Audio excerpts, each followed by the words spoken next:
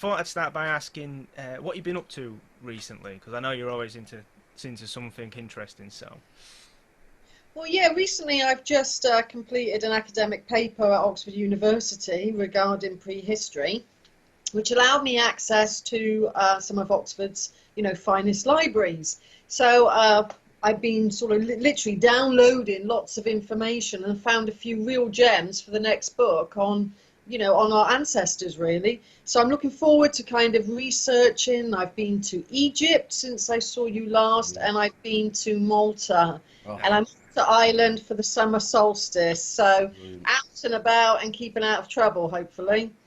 well, we try. Yeah. I think Well, I'm Crete bound next year, so I'm going to Crete. I was about Crete, so next year. So Wow, yeah, definitely lovely. get there. Yeah.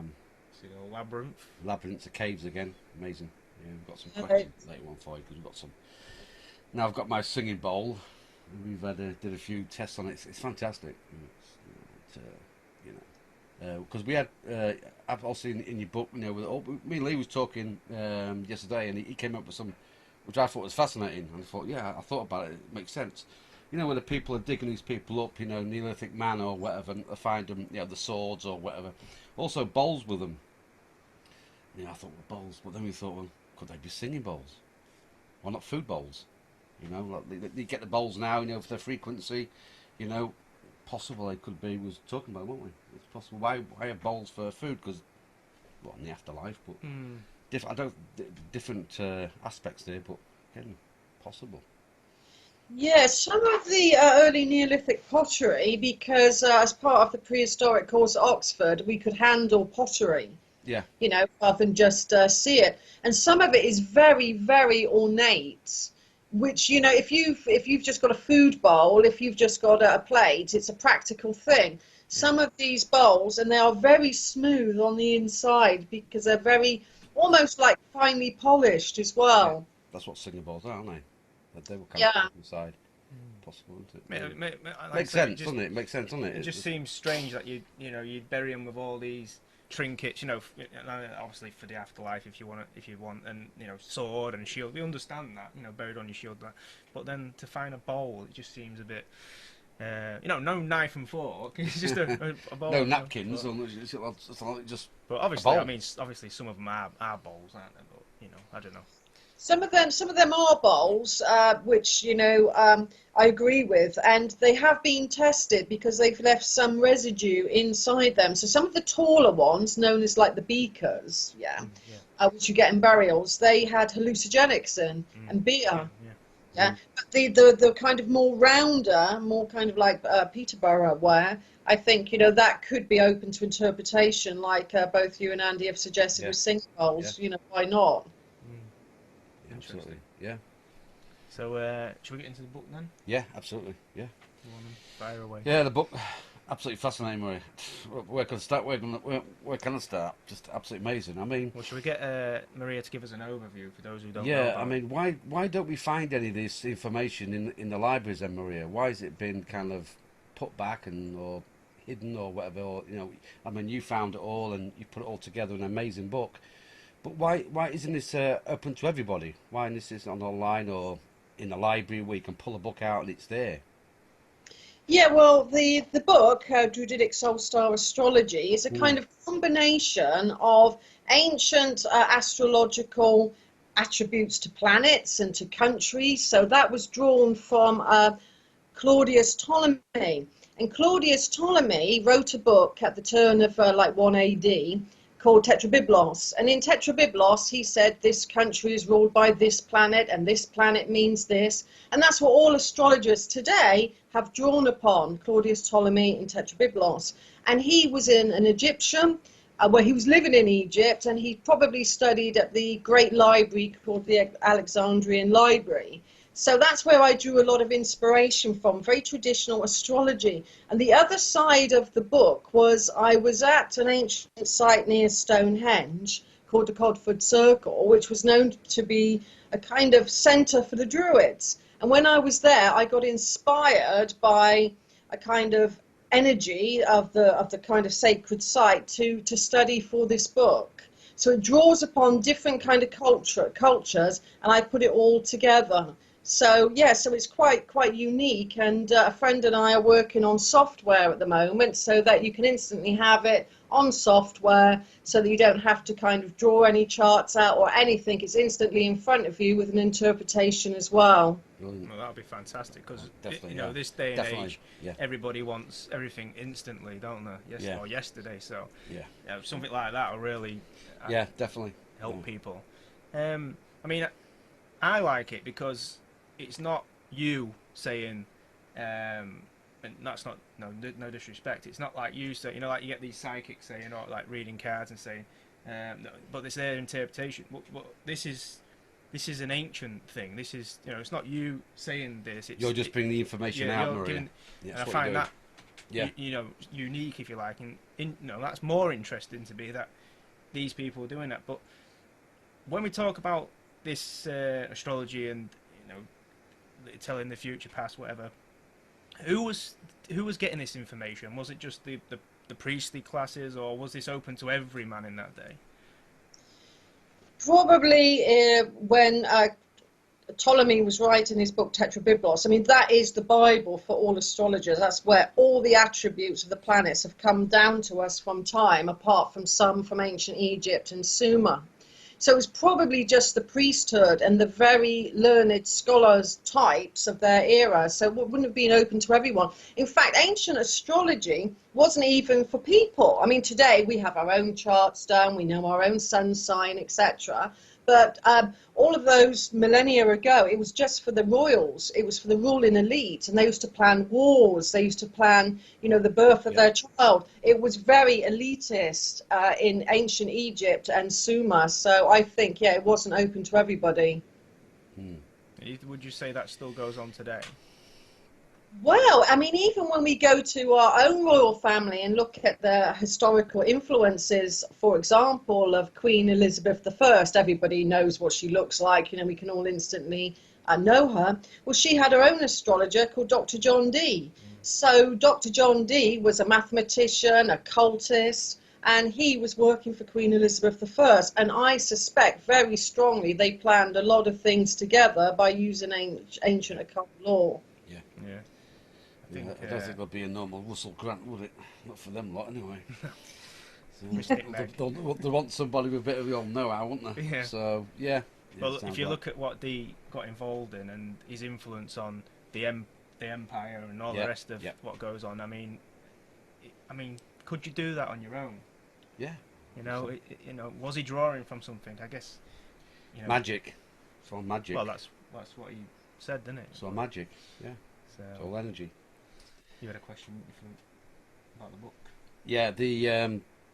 I found there's one. I mean, the book was fantastic, Maria. I mean, it's a fantastic book. There's one part in there where I think we've talked about before. One part of the book, he was on about water, which has memory and life. Water is conscious. I mean, you got like Stonehenge. There's huge vortices and water below. That's where they draw up the power, the energy, and it fascinates you about the water having memory. Yeah, I mean, how big a memory are we saying here? Are we going thousands of years here for this energy under these sacred sites? Yeah.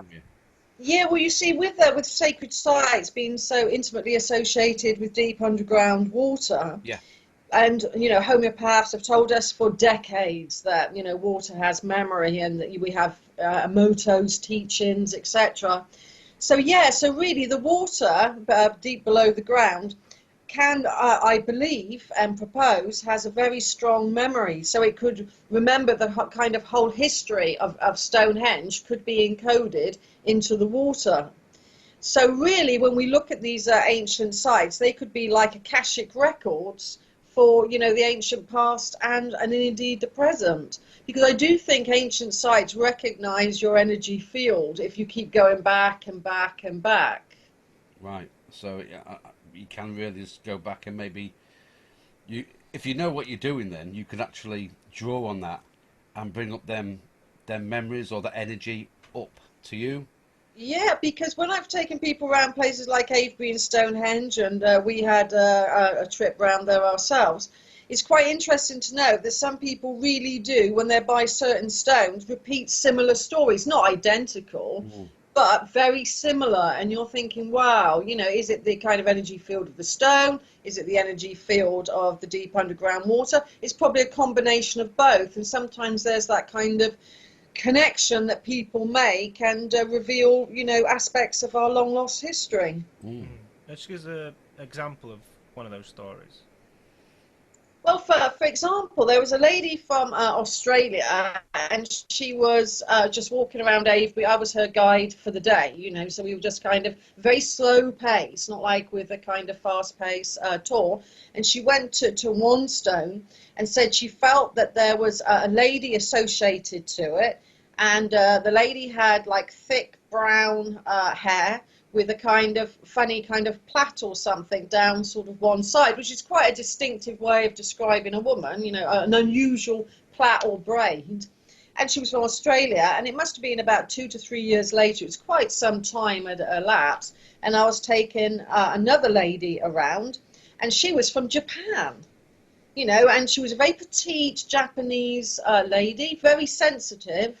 And she stopped by the stone, but a little bit more in front of it, not so close as the Australian lady, and came out with something very similar, that there was this woman, and she had a kind of look down one side that it looked like it was braided, and she had thick brown hair. She got the height of her. She said, I think she's around sort of 5 feet 4 inches.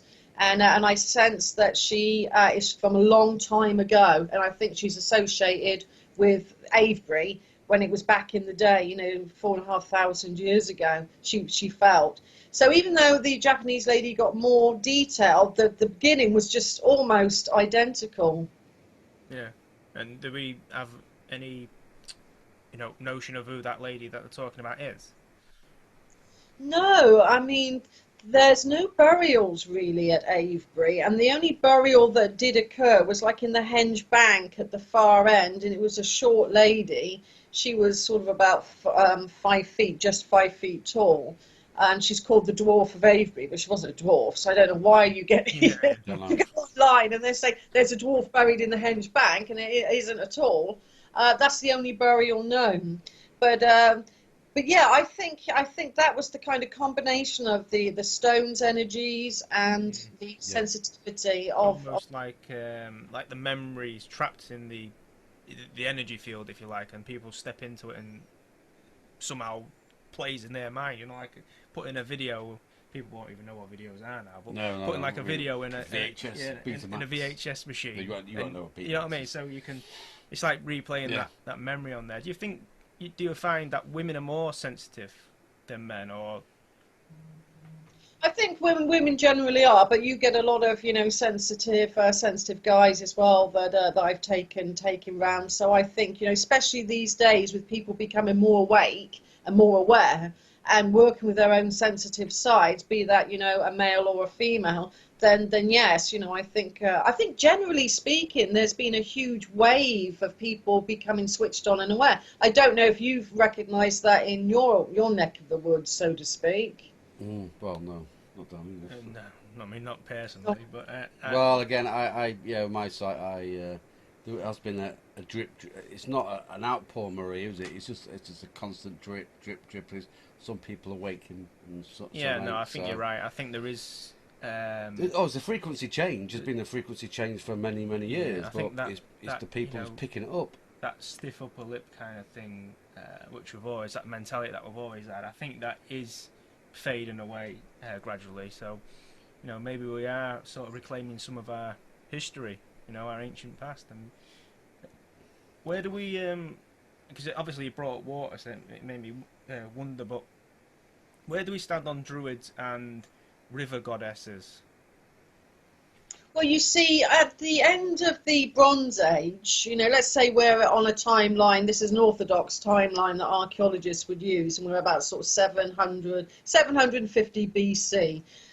The strange thing was, around about that time, and a little bit before as well, there was a climatic change, yeah?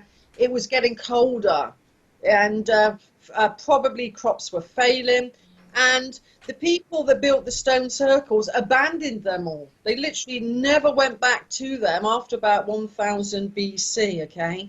Then around about 750 BC, there was a culture, the Druid culture came into being in the Iron Age. And because it was so wet and soggy and it was cold, cold winters, they went to higher ground and built ceremonial sites, which are wrongly called hill forts, because a lot of them are non-defensive, actually. Some are defensive, but they started off as a ceremonial site. And then when the Romans came, around about, 40 up to 43 AD, they were fortified more, but they were ceremonial centres. So I think, it's really interesting to know that what we're going through today with climate disturbance and climatic change is exactly what the megalithic people went through, and the Druid people.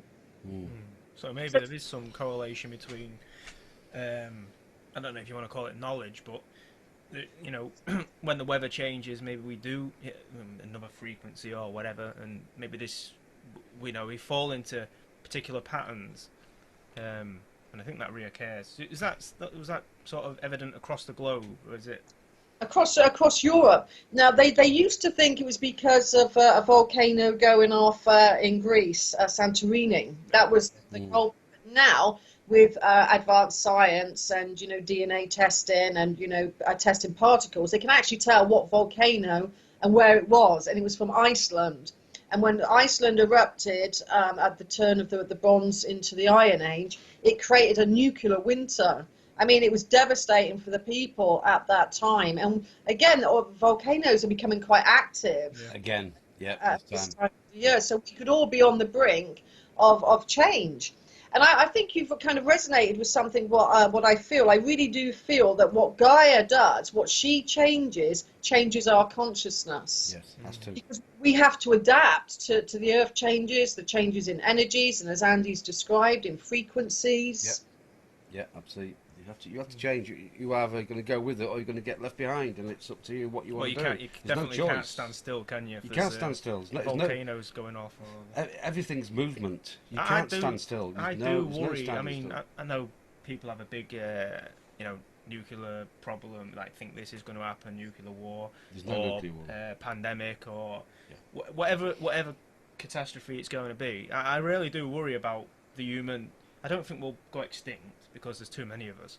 There's always going to be isolated pockets somewhere that will thrive, and maybe start over again.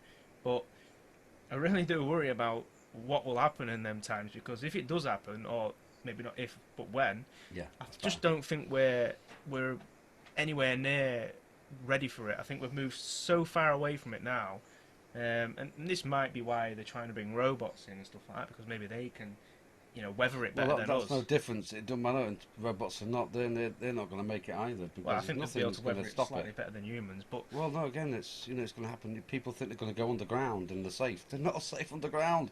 I think the haven under there. No, nothing's going to be safe. It's going to be complete change, complete switch, and that's it.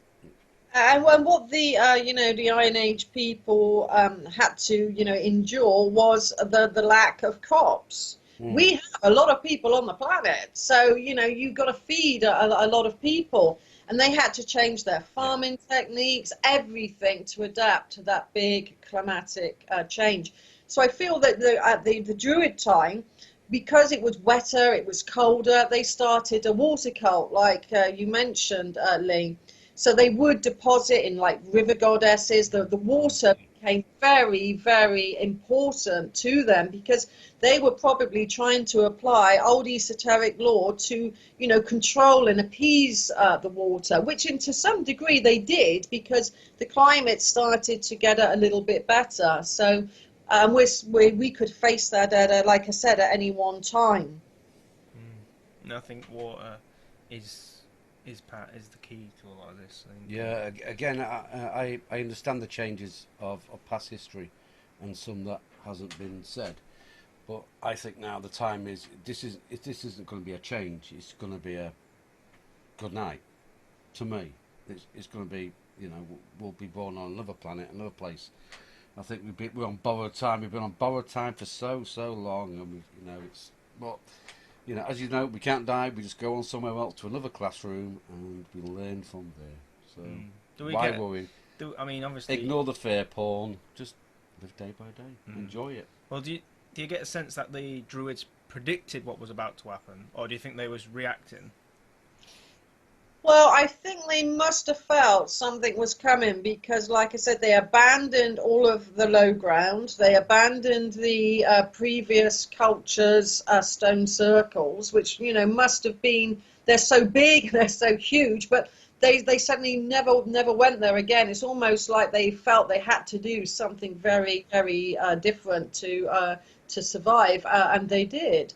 And they had a beautiful culture as much as the megalithic culture. Anyway, they just did things slightly differently. But most of the DNA tests that have been done from the kind of Bronze Age do say that we're very mixed Europeans. Yeah. And that the early ancient Britons, of which I've spoken about on your show before, which were the elongated, long-skulled people of Stonehenge, that they were the kind of ancient Britons. Compared to the kind of more Europeans that we have in the kind of Druidic period. No Brexit there. No. No. Yeah, again, it's fascinating. The book, I loved your book, and again, it's not. I found in your book, you're not trying to. You're just telling, you're explaining what it is. You're not trying to put anything over. I noticed in your book as well. You're just telling it as it is, and then it's if someone. I mean, have you the people? I know you do readings as well, Marie, and you've done that. I mean, this kind of past lives and future lives, has it altered any in your time you've been doing it? Has it altered anybody's thought pattern? Where they think, oh my God, I was this in a past life, have they altered their life by it, or has it been a life changer? Well, they said, oh yeah, whatever, I'm not gonna, what it is. I think people resonate with some things that are said, and it kind of explains who they are and why they behave in particular ways. So I think they kind of resonate with it, and they say, oh, I behaved like that because of a certain planet in a certain house. And we'll have a look at yours chart in a moment, Andy. Can Lee go first? Lee, who wants to go first Lee then? can go first. Put his hand up, hasn't he? Yeah, well. I don't mind. You want to go first. No. Right. Yeah, Lee can go first, Maria. I mean, like I say, astrology. I've never been a big fan of it. I've never really understood the fascination with it. I can't say I've really looked into it. Yeah. But it's one of them things where I hear people talk about it, and people really, like I say, resonate with it and live their lives almost by it. So. I've never gone that deep, but it's always made me curious. I think it's like you get the ones in the papers and your stars and it's like people look at that, don't know. Well, it's not we so much used to get them years ago, didn't they, with a GMTV and Russell Grant came on. Oh, and you used to put a really great performance up. If you're Sagittarius and you're down there or something. It's not so people much that. It's It's the fact that this has been going on now for so long. Of course it has. Yeah. Then you sort of have to imagine that people are getting results, otherwise they wouldn't continue to use it. And it was global, because when we look to one planet, say Mercury, for example, Mercury has a different name, but it means the same in all different cultures. Mm-hmm. So for the ancient Celts, it would have been called Lug. To the Greeks, it was Hermes. To the Egyptians, Thoth. That's Mercury, always meaning communication, quite intellectual, magician skill. So, it's like it was known throughout the ancient world. It didn't matter where you came from, you would know that Mercury in the heavens meant that. So that's how the ancient astrologers would have the same thing, just a different name, but the meaning always meant the same thing. So we've inherited a system of astrology that goes back to ancient times and ancient sources, starting with Babylon, Sumer, ancient Egypt, and then Claudius Ptolemy, where I've drawn upon, because what I like going back to source. If one astrologer said that, well, who said that to begin with? So I've always gone all the way back to source. And I even own a copy of Tetrabiblos. It's still going now. To this day, it's the most prized astrology book. So to cast a Druidic soul star chart to ascertain your past and future, I need your date of birth, your time of birth, and your place of birth, which, you both kindly gave me, Yep. so I could cast your chart. And Lee's going to go Yeah. first. Go on, then. I mean, I'm excited. I am excited. I must Go on, admit. then. Yeah. Great. For Pam. Again, Lee, you've got quite an interesting chart because you've got quite a few planets in the top of the solar star chart and in the bottom. Now, the great thing about Druidic solar star astrology is you don't have to be an astrologer to understand it. It's that That's simple. good. You don't need to be an astrologer to even cast a chart. So, if you get the book, don't think, I've got to be an astrologer. You really don't. It's just very key words that that we use in it. So in your chart, you have a lot of planets at the top of your chart and a lot of planets at the bottom. Yeah. So they fill up certain what's called astrological houses. Now, when I looked at yours, I noticed you've got a few of those planets in the bottom of your chart, which represents your home, your family life, and maybe soul groups. So when we come to your chart, you have, for instance, you've got Mars, Saturn, and Pluto in the fourth house, retrograde. Now, what retrograde means is viewed from Earth, from a geocentric point of view, some of the planets appear to go backwards in the heavens. They don't. They're always going around an ecliptic orbit. But it's an optical illusion, like from a geocentric point of view. So some of your planets are going backwards. Okay. So that means there's a kind of a lot of karma associated with retrograde motion. So we're going to start with Pluto because that's a very distant past life. And it's a distant past life because Pluto's a very distant planet. Mm-hmm. It's been reduced to a planetoid by astronomers these days, but it's a planet nonetheless that was only recently discovered in the 1930s. So Pluto represents in a past life you were associated with a family group that was very strict, possibly overbearing, and you felt really in this past life that you were being dominated or controlled. Yeah. So in this life, that might transpire as you like to a certain degree a lot of freedom. You might not like being told what to do by your parents. If your parents became strict, you'd probably want to not necessarily rebel against it, but kind of put a distance between you. You don't like being dominated in the home because in that past life you were probably being told what to do, very strict upbringing, probably the father. You may have incarnated all again. So for you, it's definitely about a certain degree of personal freedom in your life is important to you, and not to be manipulated or kind of controlled. So perhaps that at times you've experienced that again because the karma's involved with people being strict. Maybe your father was strict, or maybe there was some kind of break between you and your father. In this kind of past life, is saying there's some energy associated with that. Okay. And what do you think about that? Any thoughts? I mean, yeah, it's interesting. I mean, I've always had an interest in Pluto. I don't know where that comes from, but yeah, I think authority has always been a bit of a bugbear of mine. You know, I've got the sack a few times because of that situation. You don't take no shit. No. So yeah. I mean, that might play into it, and I never really understood why. It's just when you sit down in the cold light of day and you wonder why, and it just comes from somewhere. I don't know. It's just interesting. Well, you see, according to this sort of, law on astrology, it's saying it's because, in a past life, you felt that you were being told what to do and controlled. So in this life, you would not want that, or you'd kind of rebel against it. But so that was a kind of harsh beginning to your kind of soul history because that's being dominated by someone. But then in another incarnation, incidentally, that was as a male, and another incarnation as a male, this time as the sun. And again, the sun links us to our family. The sun and the moon do link us to our family. So there is karma between you and male members of your family because the sun's always been seen as, male, by most cultures.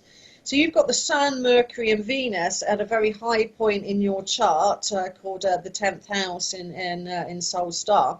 And this is where I think, your positive karma comes in. Because with Mercury, and we mentioned Mercury earlier, Mercury's all about communication. It's quite intelligent. It likes writing. It likes technology to a certain degree, the kind of modern side of, Mercury, as indeed Uranus rules computers. But here, Mercury is about saying to you, in one past life, you were definitely good at writing, you were good at speaking, you could even teach or convey your message very clearly to others. So I think you may have been like a scribe, or you were quite well educated for that time in this past life. So today you might have inherited certain spiritual traits, like the ability to want to communicate successfully, to even write. I think you have writing skills, that you've inherited, to put things across. So I see, and also as a teacher, a lot of teachers have Mercury in the 10th house, because they can show people what to do very clearly. Yeah, so I think you've got some inherited gifts there with writing and communication skills. So maybe it was a scribe, at a kind of ancient library, or within a kind of a monastic community, or something like that. So I see that as a kind of really good inheritance. And with the sun very close, that's also a good influence, saying that you really do, in this past life with the sun, had strong leadership qualities. Yeah, you could organize quite well, you could lead quite well. So I think, again, you've inherited in your spiritual heritage the ability to write and be an effective communicator with Mercury, and also leadership qualities with the sun. And it's interesting that you said earlier that you'd gone through a few jobs, because when the sun's in the 10th house, self-employment suits them, because they can work out their own day, they can organize themselves. So I would think you could shine quite bright as, being self-employed. And being able to organize and have leadership skills, and also that's quite good karma. But again, links to the family. There's a soul family group link for you on the male bloodline. So have you got any interest in writing or anything like that? Songs. When obviously in a few bands, I predominantly write the lyrics for the songs. There you go. And I've always done that. But I mean, if you had to ask me key traits, if you like, I would put leadership as probably maybe third or second on the list there. I mean, you know this from work. Yeah, of course do. Yeah, yeah. But yeah. I'm always First one to talk up, to stand up and say whatever. Yeah.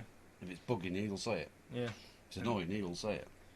And I do have I don't know how to phrase it really, but I am sort of a leader, if you like, and it sounds a bit weird to say that. Well, it's you want to say, look, this is what they're doing is crap. Come follow me, and let's do it this way. Let's put the keys on the table, and down tools, basically.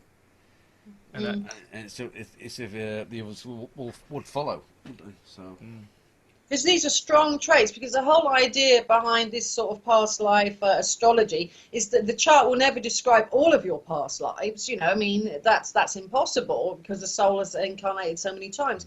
But it's pointing to particular traits and particular past lives that have significance for you today. Do you see what I mean? That's what I'm saying. So you can draw upon, your leadership skills, because you were very effective in a past life. That's what I'm saying, so that's spiritual inheritance. And when we come to another planet, this time it's a female, because it's Venus. And Venus has always been seen throughout the ancient world, from Aphrodite, Isis, that's the kind of goddess persona that Venus has. It's just the, Roman word. So in this past life, you were actually very kind and very affectionate, and you were learning really in this past life about getting in touch with your emotions, yeah? And when Venus is quite prominent in a soul star chart, it represents that relationships are very important to the person. You know, Venus wants to be affectionate, Venus wants to love. So in this past life, you probably found your soul partner.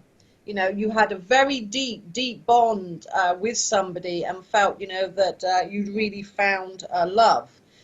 So because relationships were important in that past life, again, when we look at, you know, today and how that could influence us, I would imagine that, you know, when you do split up with people and you've had a relationship, it really does take you some sort of time to get over that, because, you know, that you've always forged deep bonds since this past life with emotional relationships. And you feel that, you know, when you are in a relationship, you're bonded very strongly to that person. So it could be for you, you actually recognize who you like and who you dislike quite instinctively at times, especially with, you know, partners, you know, girlfriends, you know, wives, that sort of thing. So I think that's drawn from that past life where relationships were very important to you, and I think you found your soul partner. Okay. That's what I mean. I said I don't know what Lee's going to make of his chart. I think no, I think that you know, where I can, do I like this person, don't I like this person, that's pretty instinctive. I'll give you that. And and it's sort of like, if I've made a decision on a person, whether that's, you know, a friend or whatever, that I don't really waver from that. So it's like sort of first impression, and I make my judgment, and that's it. I never really go back to it. But I don't know. I think the emotional side of it, I'm not really keyed into that as much. Because I mean, I don't know what you want to say here, but especially with the ladies side of things, normally it's yeah, normally Yin and yang, yeah. yeah, normally I don't speak to them afterwards. You know what I mean? So I don't know if that Well, that's not emotions. That's. I mean, it's no, I mean that, like forging like a bond, if you like. But obviously, when it comes to relationships, that's different.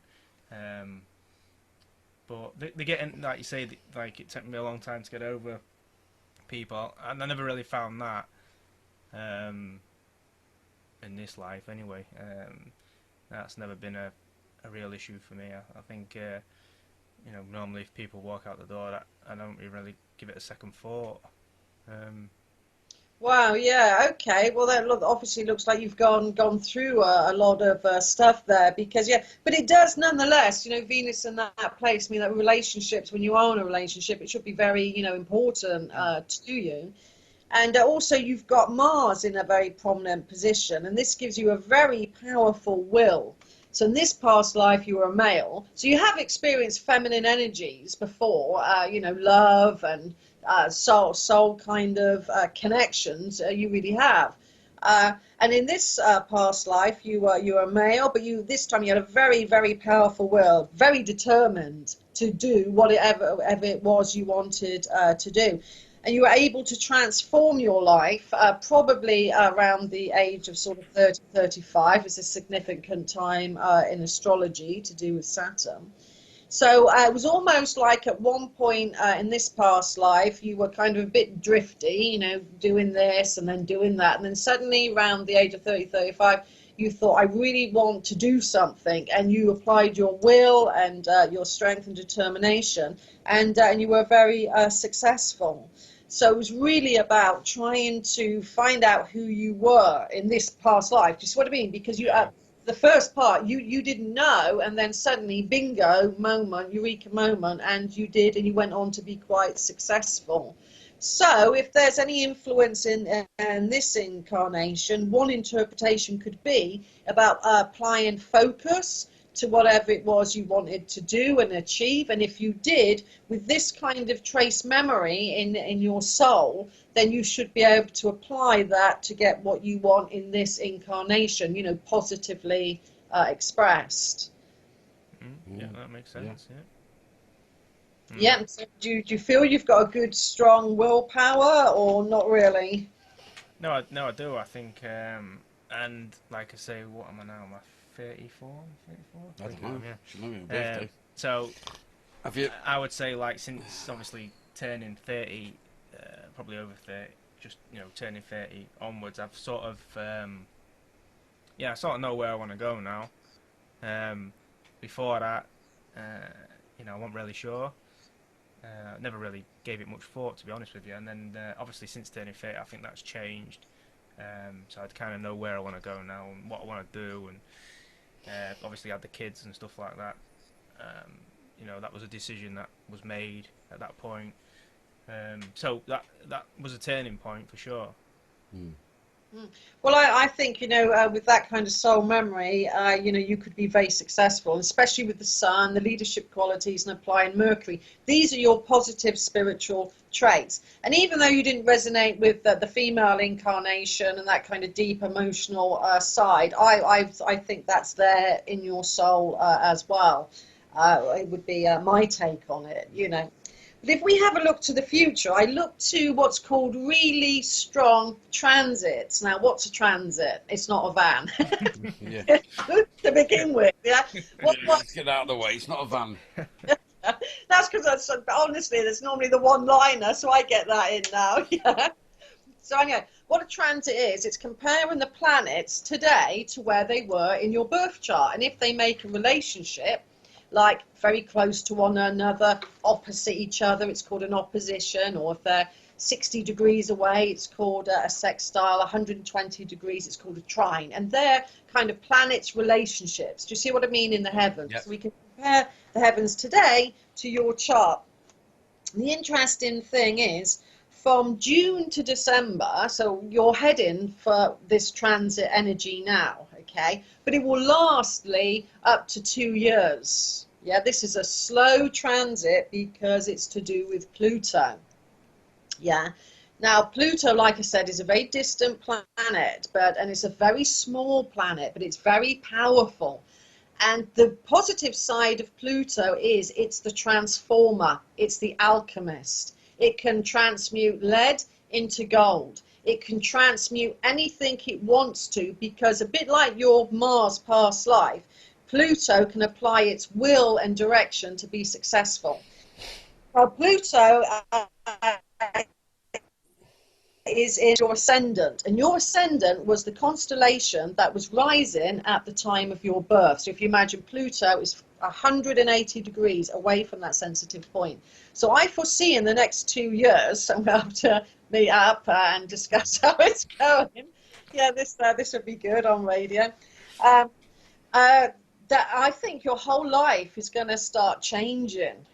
Yeah, I think, you know, you're going to probably change your work, how you're applying work. You've probably, maybe even now, starting thinking of new ideas, new things may come into your life, new projects, and anything that you want to change within the next 2 years should be quite easy to do. Because what I mean, if you wanted to change direction and or learn something and bring this into your life, this is the time to do it within the next 2 years. And I really do feel, Lee, that you're going to look back in 2 years' time and think, oh, why didn't I do that sooner? Because the changes that are going to come in can be very positive, and they can lead and open doorways. So any opportunities that come your way, really do take them, you know, because this is a time of change and transition.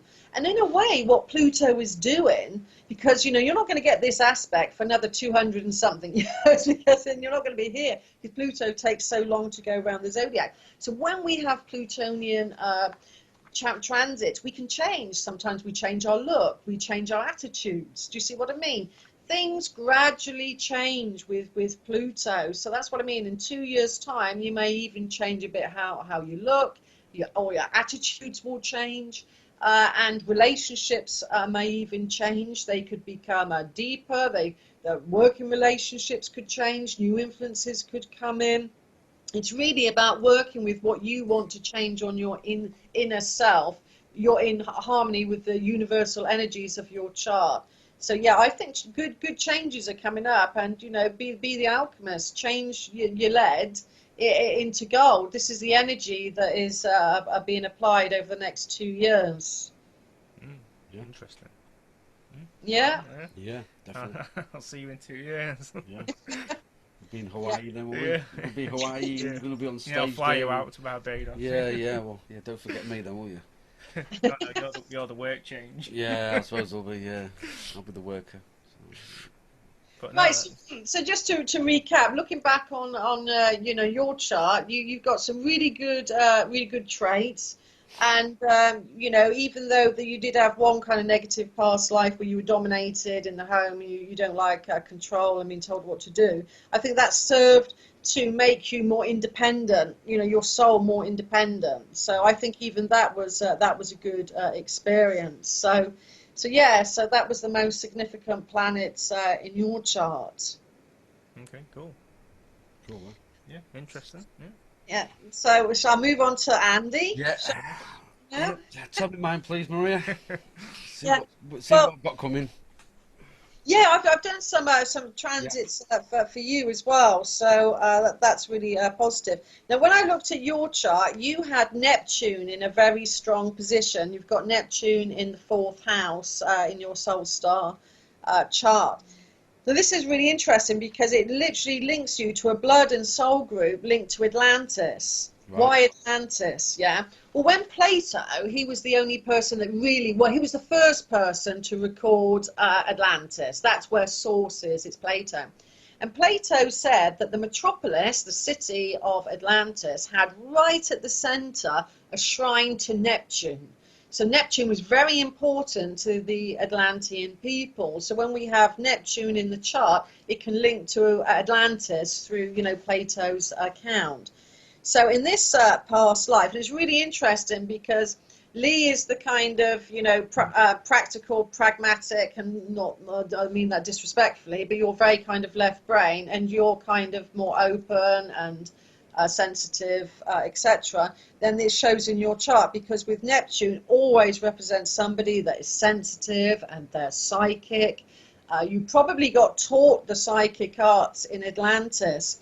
Now, in Atlantean temples, if we're to believe what people like Edgar Cayce say, then, they were underground to some respect. So there's a part of you which, can really retreat from the world and kind of go deep into yourself like you did in Atlantean times. And maybe that influenced you in this life when you grew up to kind of need time to be by yourself, and to kind of not withdraw necessarily, but reflect, needing that time to reflect.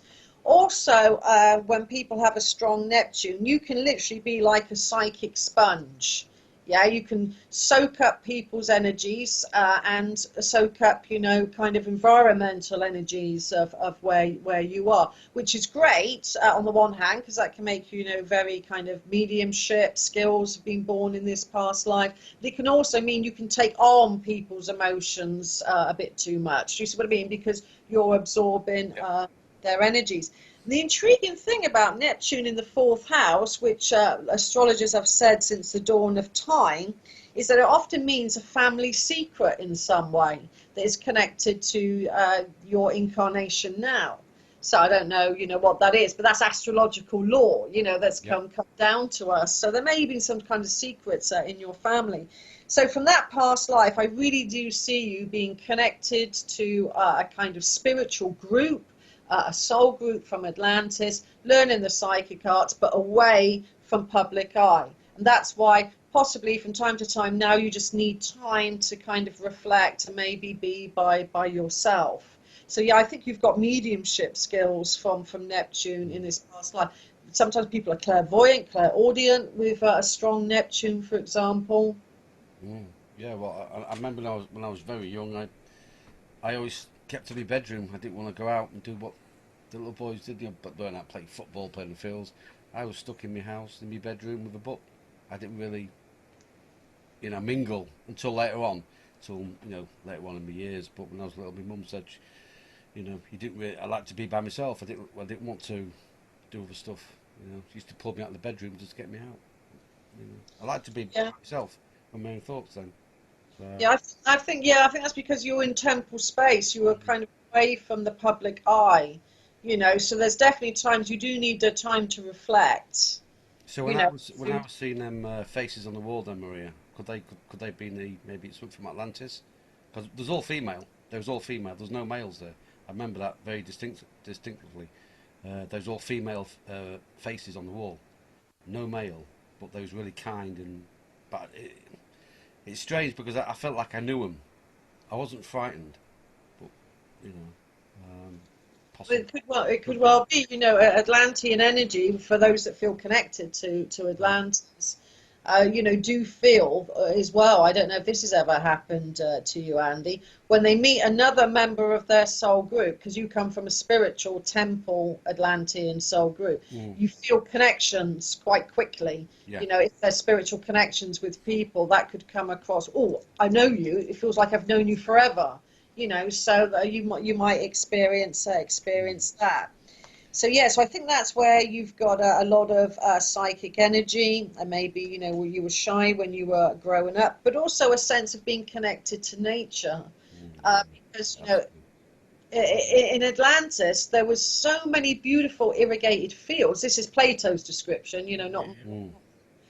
He described Atlantis as being beautiful, having the most fertile fields, the most fragrant flowers. Everything was bejeweled, their temple spaces. So, and it was irrigated with, fresh water. So they were very, lush. So there's always that connection with nature with Atlantean soul groups. Yeah, I love nature. Always have done. Absolutely. Yeah. True, Yeah. That's really really good. So so I think born from that, you would do well to kind of work in kind of spiritual groups, because that goes back to when you were in Atlantis working with people, admittedly away from public eye, but working together. So I could see you working really well with like a spiritual team. Yeah. So what I'm trying to say, being around others and exploring, the psychic arts, so to speak, which should come quite, naturally to you. Yeah. So Well, but then in another, I did a couple of. sorry, I worked in a couple of spiritual groups, and I found it much easier than with a couple of people. The more people, the better, because you've got more energy, so you've got more to go on. You've got more insight. The more people, the better. The more energy to use, and it's fantastic. So yeah, I loved it. I enjoyed doing that. Hopefully one day I can go back to it, do it again. yeah, I think working in that kind of environment for you, Andy, you just would, find it so natural, because it's a It does. part of your soul, and you've done that before. So in that past life was about, being spiritual and learning the psychic arts.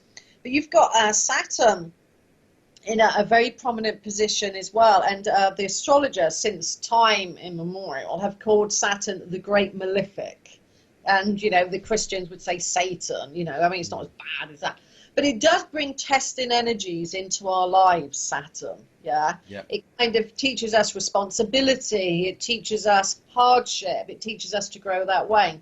So you had this really kind of spiritual life where you weren't used to being around that many people. You were kind of away from the public eye. And then your soul really chose to take on a very harsh life.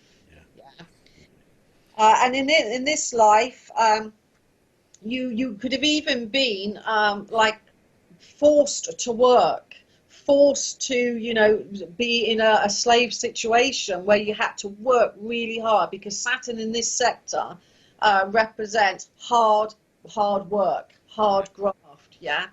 So in this past life, I think that you were probably exploited. You were made to work long and laborious hours. You didn't get kind of any gratification for anything that you did. So in this past life, I really think that you wouldn't do well for working hard and long hours. It would stress you out. Yeah, So you would prefer a more like laid back. You don't work hard again. You did that in that past. I'm not saying that you don't work hard, but I mean Yeah. in a labor, laborious situation. So for you in this incarnation, if you did overwork, you're going to become stressed. You could Yeah. become ill. You may have even got some kind of like psychic residue to do with the shoulders or the back because you were constantly working and moving. Do you see what I mean? So sometimes you can have a build-up of psychic residue in those areas. So really, you did two extreme things, your soul. Your soul said, I'm going to be really kind of away from things here, learning the psychic arts, and then bang, learning the lesson of hard work for no gratification. So in this, I think part of your spiritual heritage is you a bit like Lee. You don't really want to be told what to do, when to work. No. You want now your freedom because you've done all of that before, and you don't want to go back to being told what to do and becoming the slave again and being told this is how it should be. Yeah, definitely. Definitely, yeah. I'm 52 now, and I just want to retire. That's it. I just want to. I do want to retire and just drift away and go to see some beautiful places and just be me and make Well, you some definitely incredible don't like people. working long hours, do you? Well, you don't work long hours, be honestly, really. The baby rounds you get, mate. But, mind you, we do, don't we? We, do, Yeah. we work till we finish, don't we? 50 hours a week. Yeah, 50 hours a week. We drive all Plus. over the country, don't we? So, you know, and we finish when we finish, and that's it. And And he does get stressed out. oh, I can testify to a bit that. of a road rage here and there, that's all, But, no, it's great. I mean, I'm always down your neck of the woods as well, Murray, down at Swindon, around that area. And I don't mind Swindon, but once I get out to the outskirts and into the countryside, I feel fantastic. Because I hate being in cities, hate being in towns. I just got to put my foot down and get out because I can't stand the towns, the cities, you know what I mean? It's low frequency, and I love working in little villages and that, but hate cities. But again, you never know. One day I might retire, mate. I might get retired and go and go holiday on Hawaii and. Let's find out. Yeah, okay. Let's have a look. Yeah, well. Yeah. Well, so that in that past life, it was really, that was quite a lot for a soul to take on because you weren't on a soul level used to being told what to do. You were kind of more the spiritual. And in this past life, we have Mars in a very strong position. And it was a male incarnation. Oh, incidentally, in Atlantis, you were probably female. I think that's, again, very sensitive, for sure. And Saturn, you would have been a male in that life. And in this past life, you would have been a male also because it's Mars, and Mars has always been depicted as a male. So in this past life, you really wanted to learn about kind of combining spirituality, that sensitive side with you, to family life. Yeah. So in a way, you kind of wanted to have a family and, have all of the 2.2 kids in this incarnation and everything. But that didn't work out. You ended up being single again. Yeah. So there was a kind of, in this past life, a bit of a kind of resonance with relationships. Do I, don't I? And so I don't know how you feel with that today, but with Mars in that position sometimes means breakups, not feeling understood sometimes. Do you see what I mean? Or feeling misunderstood in some way. So after you kind of had a breakup with a relationship, in all probability, you then went to in a kind of like combat situation because Mars is often associated in this placement with war. Yeah. Especially in old style astrology. And because it was kind of a psychic side, you're probably quite using your intuition. And quite a few people have said with these placements with Neptune and with Mars that you could probably go into an area that's had conflict, like say, for example, I put you on a hilltop near here that's had a battle with the Saxons and King Arthur, for argument's sake, then I think you could tune in to past like conflicts that have happened in the past, be that to do with war, be that to do with kind of any type of conflict in energy. Yeah. Because you know, even kind of like hearing distant battles or something like that, because that's where you put yourself in that situation. Yeah. So I don't know a timeline for that, you know, but it was definitely to do with war and combat. And you probably in that past life died quite suddenly, because Mars in the 8th house, with quite close to another planet called Uranus, can often mean like a sudden death. So, you know, with Mars, if there is a sudden death to do with a war, conflict in situation, you often have a birthmark that depicts where, you know, like for argument's sake, a spear went into you or whatever. Yeah. So quite often, past life regression therapists would say, you know, look for birthmarks. They can represent trauma to the physical body born in a past life. Yeah. Yeah. Yeah, definitely. You got any of them? Yeah, I've got one just in my thigh here. Just down my thigh. What he was doing? What Well, he was pointing at there. No, I'm saying, good job they missed. You know, got to be more painful, man. Depends how quick my death was. You know what I mean? I hope I didn't linger too long. Yeah, but it's just near my thigh here. That's, you know, I shouldn't really be saying this really, but yeah, yeah. Again, it's yeah. I hear sounds. You know, if I can go out, I hear sounds. I hear voices sometimes. And I have all my life. You know, and it's something I like to, eventually I want to do is just to go and wander and, you know, go in nature and wander, and you can, you know, sometimes pick them up. You know, there's nothing better than chucking your shoes off, chucking your socks off, and then, you know, grounding yourself, and, you know, for the day. It's beautiful.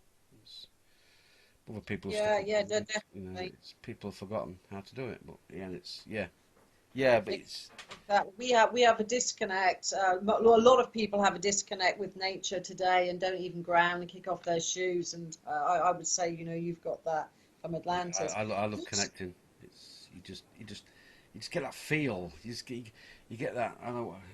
It's a tingling, or whatever. It's a knowing. It's tingling, but it's you know, to just connect. You know, but because you've got so many, you know, work related in your head, and you've got the bills, and you've got this and that. You know, it's hard to, you know, until one day I retire and I'm okay. Then I will do. I am determined, and I will. It's going to be whenever, but I will do. You know, what I've always wanted to do is go and travel and see people, and you know, just do what I want to do. Just, you know, I'm not going to be caged in anymore. I just want to explore. You know, that's it. Explore and meet incredible people, and you're the same, aren't you? You're exactly the same. So what you want to do that as well, don't you? You know, how long can they prison us for? I don't know. I know it's you know, a lot of people do need their freedom. So we're going to come to another planet, then we'll look to the future. Okay. Because you've got the moon in the second sector of your soul star chart, which, unlike Lee, in Lee's chart he had the sun, which linked to the males in your line, you know, your father, for good or for bad, you know, there is karmic energy there. Whereas for you, it's the female bloodline, the moon, which is always deemed feminine. Yeah. So, so in this past life, there is definitely karma between your mother, your sister, your wife, or a strong female figure in your life. The same with Lee, it could be a strong male friend or an uncle. Do you see what I mean? It's all about that line. And again, in this past life, you all incarnated together, you know, as females. And there was this really strong bond, because even in like, you know, modern day astrology, the moon always represents the mother, emotions. It connects us to where we live, to our families. You know, it's a very strong connection. So I see that there's a connection, a karmic connection between all of the females in your bloodline. There's also always been, Andy, a psychic kind of connection between the females in your family going back generation after generation after generation. Yeah. So I would even say that, you know, your grandmother may not have told you, for example, but she would have been psychic. Do you see what I mean? On Yeah. both sides of the family. So, because it's a kind of karmic energy. So I think not only did you get your kind of sensitivity from an experience in Atlantis in temple space, but through the female bloodline. So I can see you like in this past life to be quite family orientated, liking to be around your mother and family members and children. Uh, and also, even learning the things about herbs and healing, Yeah. things that, a kind of mother naturally wants to do to heal children. Do you see what I mean? So I think there's a healing side to you with this moon placement as well. Yeah, yeah, I'm a healer as well. Just I love and I've always herbs as well. They fascinated me in that, but healing just something it comes to do. It's, if someone's poorly, you send them. I mean, people want to touch people and hands on. I'm not. I can be if I wanted to be, but I think it's more personal and more intent if you can send the thoughts.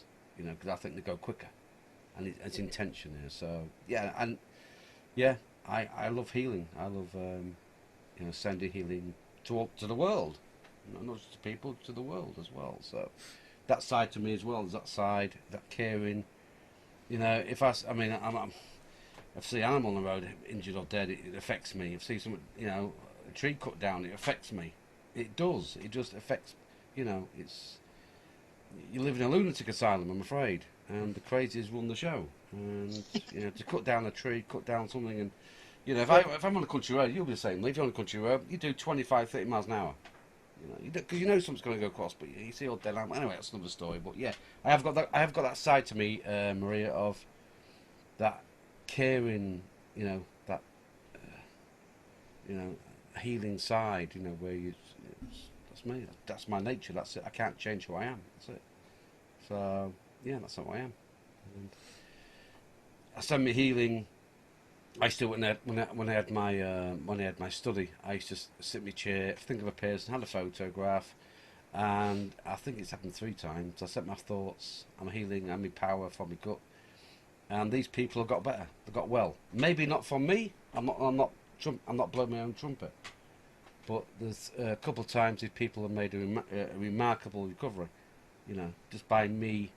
Well, not by me, but others as well. Guides as well. Their guides as well have done this as well. But it's something I like doing, and I am a kind of private person in that way. But again, you've still got to work in this one life, haven't you? You've still got to do what you got to do on a daily basis. So, yeah, I think you're spot on with that. Spot on. Yeah, well, like you say, Andy, if thoughts do go fast, and there's energy behind thought, isn't there? So, intent is, really applied there. Well, when we have a look at your future transits, you've got 2 that really stand out. And one is going to probably be kicking in about now and way up to the end of the year. Right. Especially it peaks around about the 25th of September. So that's around about the time of the equinox, autumn equinox.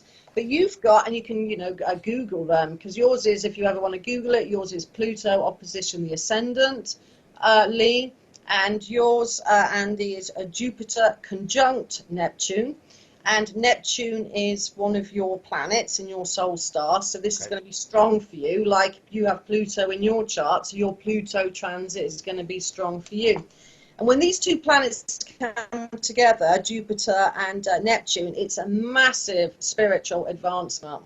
It's a spiritual awakening all over again. So I really foresee in the near future, peaking around September, your intuition will peak up. You'll become more sensitive. People that have experienced this have said, in blogs and things, that they've even started to see auras very, very clearly and start to see beyond the ethers. So it's a very spiritual transit, and I really think this is going to bring back a kind of your Atlantean memories even of when you were taught the psychic arts there, because it's all kind of connected.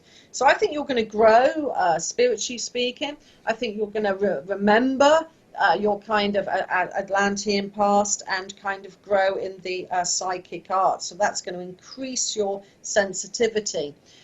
then that's a good side of it. But, you know, when one's sensitivity is being increased, it means you can become at times a little bit oversensitive. You know, somebody could say something in passing and really not mean it, and you're going to be hypersensitive. Do you Yeah. see what I mean? To everything outside yourself. So, you know, if somebody does say anything, try not to take too much an offence. You're just very, very heightened during that time. So I think it's almost like you're going to grow on a big level there. Also, for next year coming up, in the future, this is going to be quite an important transit. And, you know, again, a Google it after this show. You've got Uranus conjunct the MC. Now, the MC in astrology means what was right above you at the time of your birth, right at the zenith in the heavens, as astronomers would call it. It's called the midheaven. So why they called it MC, ancient astrologers, I don't know. It should be MH, midheaven. Anyway, we go with ancient astrological terminology. So this can, again, a bit like what Lee's going to experience with the change that Pluto's going to bring. You're going to have changes maybe to do with work coming up, Andy, as well. There could be striking changes coming up where it's almost like you'll be in the right place at the right time. This is a positive transit for change, yeah. It's 2 years. These are slow-moving planets. They're not going to go bingo overnight. So it's in the 2-year time.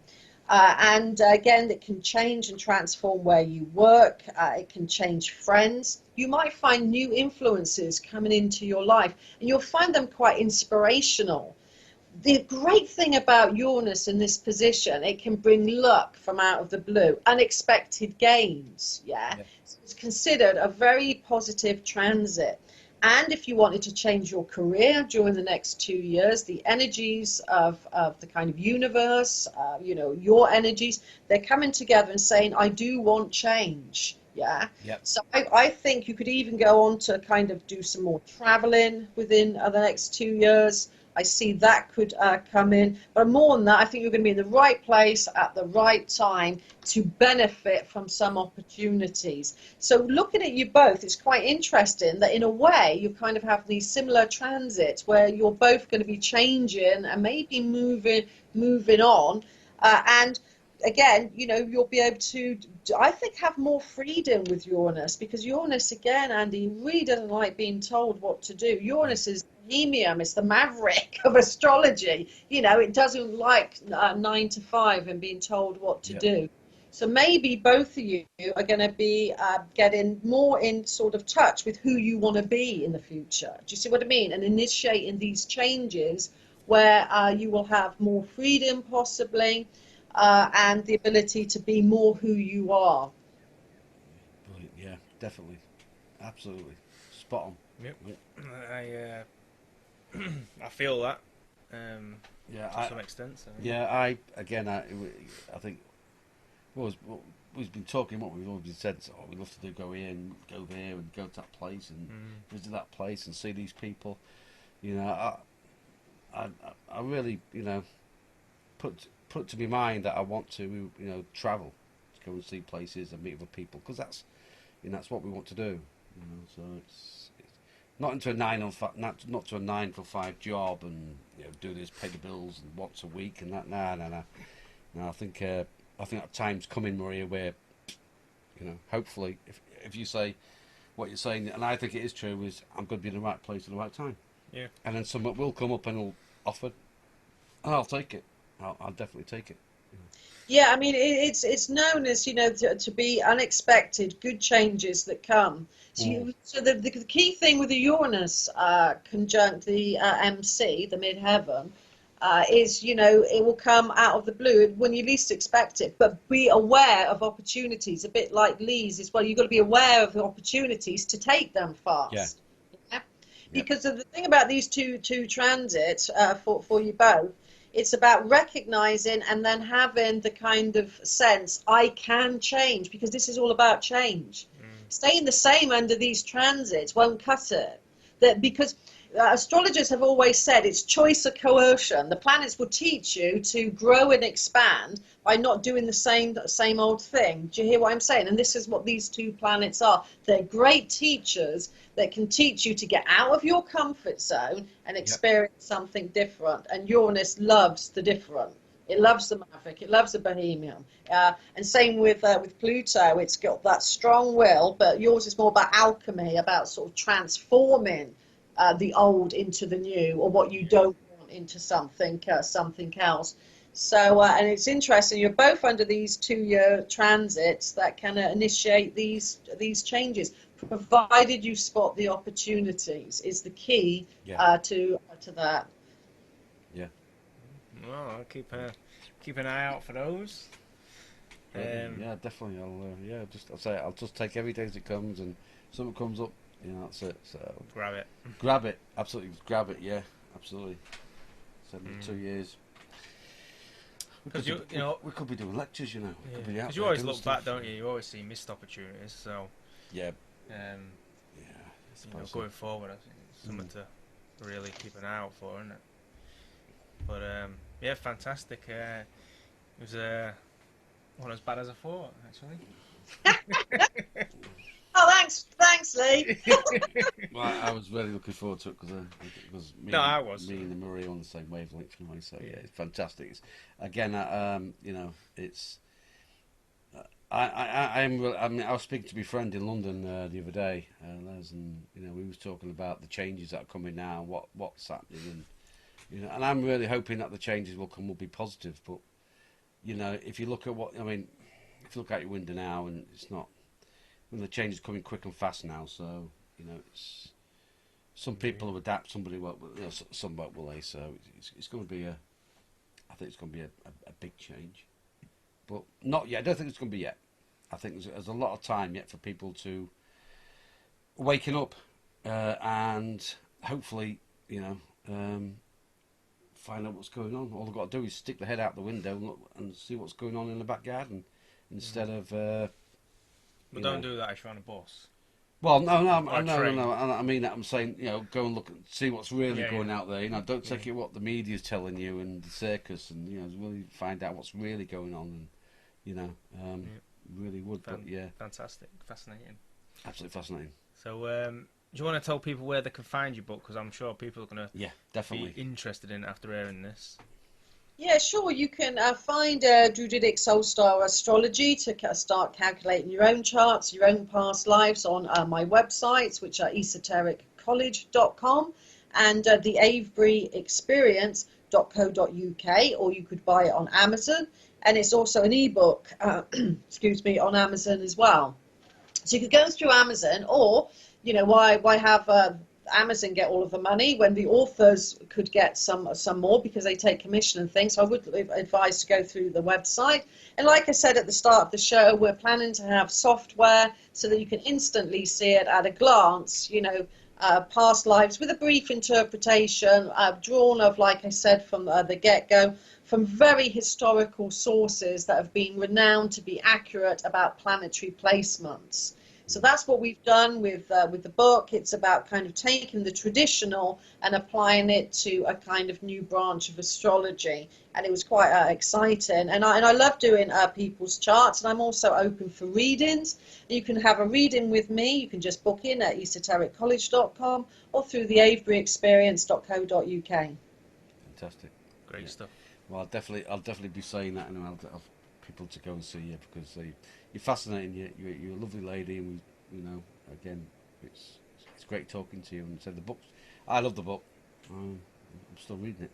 I'm trying to. Well, I want to try and find.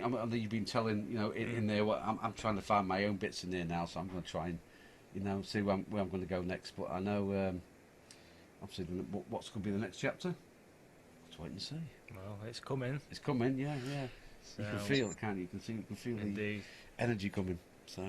Well, yeah, like I say, just to end with, in 2 years' time, because you're both experiencing long duration transits, and I really do feel in a couple of years' time you're going to look back and say, why didn't I do whatever it is earlier? Do you see what I mean? It's going to you're going to look back and it will bring in changes. And change can sometimes be good and exciting. Yeah, yeah, absolutely. Absolutely. Well, thank you very much for joining us Thank today. you, Maria. Really. Thank you very much for doing that. You know what I mean? 'Cause Yeah, thank it's you very quite an much. undertaking. So Yeah, you know, absolutely. grateful. All right then, guys. Well, thanks for having me, and stay in touch. And thanks a Definitely. lot for today. Definitely. Hopefully we can maybe have a meet up again one time. Yeah, absolutely. Yeah. You know, Definitely. definitely, because I think there's more places to explore out there. Definitely. Indeed. Certainly is. Thank you. Thanks a All lot, right, Maria. guys. I'm going to Much love you and leave you. appreciated. Thank Nice. you. Yeah. Take care. Bye. Bye bye.